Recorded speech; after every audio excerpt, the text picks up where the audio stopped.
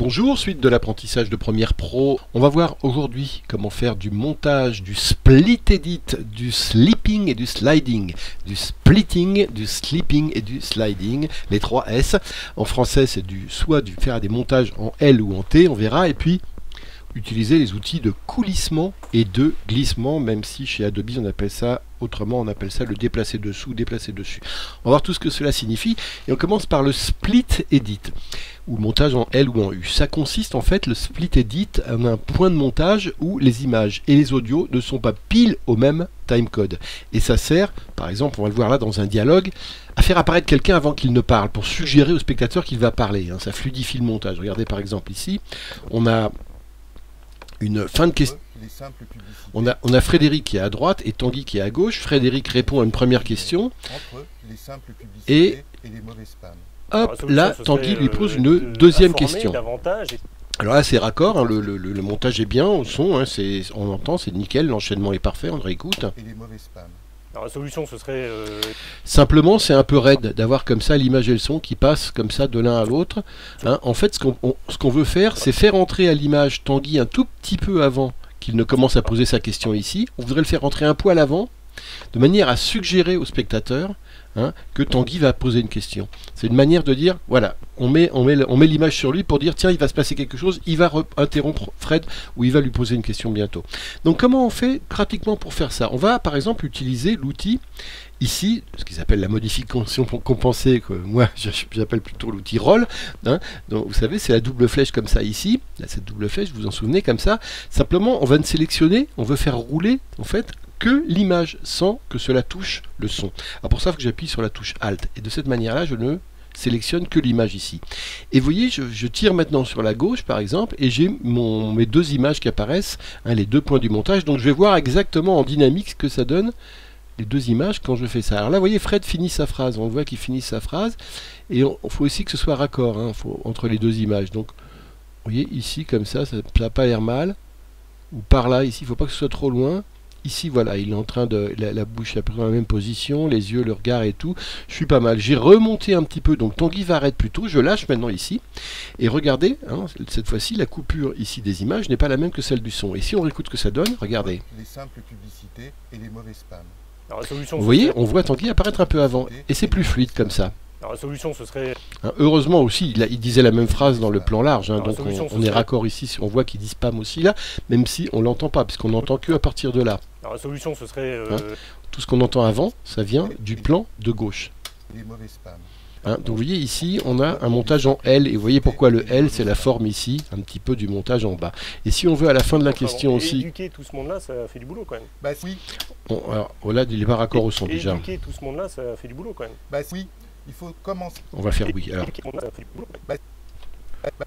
Alors déjà, il faut que je raccourcisse l'ensemble ici. Donc je fais un B général pour raccourcir jusque là avec mon outil de hop. Alors je réécoute pour voir ce que ça donne. Éduquer tout ce monde-là, ça fait du boulot quand même. Oui. Et maintenant, je vais pouvoir rouler un petit peu parce que là, effectivement, c'est un peu cut aussi l'entrée sur lui. Oui. Il faudrait rester sur le plan large un peu plus longtemps. On va voir ce qu'on peut faire. Donc on réutilise, on repasse ici sur l'outil, donc le raccourci clavier c'est N. Et puis ici j'appuie sur Alt pour sélectionner que l'image. Et on va essayer ici de voir ce qu'on peut faire.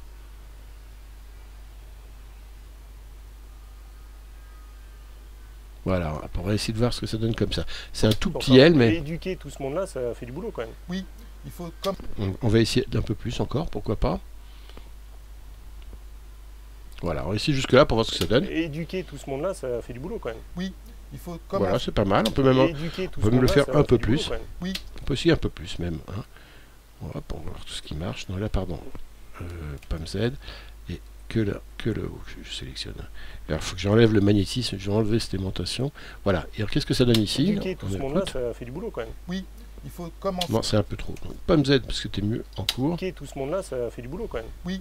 Il faut commencer. Et vous voyez ici, on a dynamisé, on a maintenant un montage en T, parce que vous voyez, ça fait un T ici, si j'agrandis un petit peu.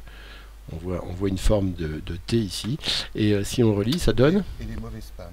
Alors la solution, ce serait d'informer davantage et éduquer tout ce monde-là, ça fait du boulot quand même. Oui, il faut commencer. Donc vous voyez, Voilà, donc le split edit ou montage en L et en T, ça consiste donc à séparer les points de coupure des images et des sons, hein, tout en essayant d'optimiser le montage. Donc c'est un outil très très important et très très utile, hein, de pouvoir splitter. On dit qu'on split un son sous une image par exemple, quand on la rallonge ou qu'on la raccourcit par exemple. Alors maintenant je vais vous montrer les deux autres choses qui sont le coulissement et glissement. En anglais, pas splitting mais slipping and sliding. Déplacer dessous, ce sont les deux outils qui sont là. Déplacer de, pardon, je vais essayer de les me mettre dessus pour combien qu'on voit. L'outil déplacer dessus, dessous, Y, ou déplacer dessus, hein, U. Ce qu'on appelle le déplacer dessous ici, le Y, s'appelle encore le coulissement. Hein. Alors le coulissement, en fait, ça permet de faire, on a par exemple ici ce plan-là sur les frites. Donc le coulissement, ça consiste à dire, ce plan-là, on va garder la durée, exact, mais on va décaler le point d'entrée, hein, en décalant le point de sortie. Si je mets mon point d'entrée une image plus tôt, je mets mon point de sortie une image plus tôt aussi. Si je mets mon point d'entrée 10 images plus tard, ici, hop, je vais coulisser la fin du plan de manière à ce que la durée reste la même. Là, par exemple, regardez ce qui se passe quand je regarde mon truc ici. Je vois que ça met longtemps à partir, donc j'ai toute une inertie avant que les frites se lèvent, avant que le mouvement démarre. Hop, la dame le met au-dessus, et là, c'est coupé dans le retour. Donc ce qu'il faudrait, c'est qu'on coupe un peu ici et qu'on rallonge ici. Hein, qu'on fasse en fait coulisser ce plan vers la droite. Alors je sélectionne mon outil ici, c'est le Y déplacé dessous. Hein, et ici, vous voyez que je vais faire, on va voir vite les deux plans s'afficher, et je vais faire coulisser en fait vers la gauche plutôt, de manière à ce que hop, ça se finisse quand elle replonge la louche dans l'huile, comme ça. Hein. Et cette fois-ci, regardez, j'ai fait coulisser de 14 images, et hop, le mouvement démarre tout de suite, et on va jusqu'à la fin du mouvement. On a un geste qui est cohérent, hop, lever vers les frites vers le haut, et je redescends chercher la deuxième cuillère, enfin la deuxième louche. Ça c'est l'outil donc coulissement, hein, vous avez bien compris le coulissement. Lorsqu'on utilise le coulissement, les points d'entrée et les points de sortie du plan sélectionné s'affichent dans le canevas, et ça c'est bien pratique, on a la double image qui nous permet de savoir, de voir exactement les points de raccord.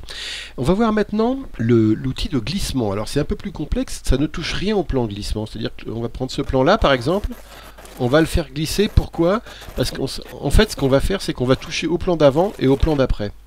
Le plan, il va glisser en fait sans bouger, en mangeant un petit peu des images d'avant, mais du coup en rallongeant le plan d'après. Ou alors ici, si je coulisse de l'autre côté, je vais rallonger le plan d'avant et raccourcir le plan arrière. En fait, ce que je voudrais là, c'est que le plan il rentre plus tôt, de manière à ce que ça s'arrête quand elle va chercher les bouteilles, pas quand elle les lève comme ça à moitié. Hein.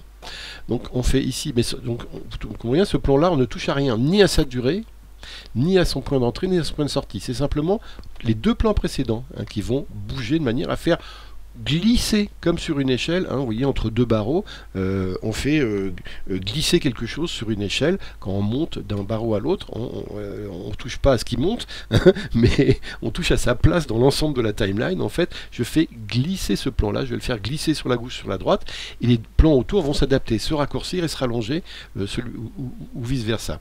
Alors, vous voyez ici, par exemple, je passe sous cet outil ici, hein, le raccourci clavier c'est U, et là, cette fois-ci, je vais glisser, on va voir les deux plans précédents, et vous voyez, il s'affiche, ils se mettent en marron, on voit l'action sur les deux plans précédents. On voit bien qu'en faisant ça, hein, on décale, hein, on raccourcit, par exemple, si je glisse dans ce sens-là, je raccourcis le plan d'avant et je rallonge le plan d'après. Mais regardez la durée totale du montage, elle ne bouge absolument pas. Et là, on va s'arrêter, vous voyez, hop, ici, prendre la bouteille, et on s'arrête pile ici, avant que les bouteilles montent, pile quand elle est là. Hein, j'ai fait coulisser de 11 images. Et hop, et regardez maintenant. Hop, et là, c'est raccord, parce qu'on avait un plan qui avait un début, une fin, qui était pas mal, qui prend la prise d'assiette, et hop, la prise de la deuxième assiette avec l'autre main ici. Donc je voulais pas toucher à ce plan-là, et là je l'ai fait coulisser de manière à ce que le montage soit plus fluide et plus dynamique. Voilà en quoi consiste donc le slipping edit, et ensuite le coulissement Y et le glissement U. Voilà, c'est tout pour aujourd'hui. Merci, et à bientôt.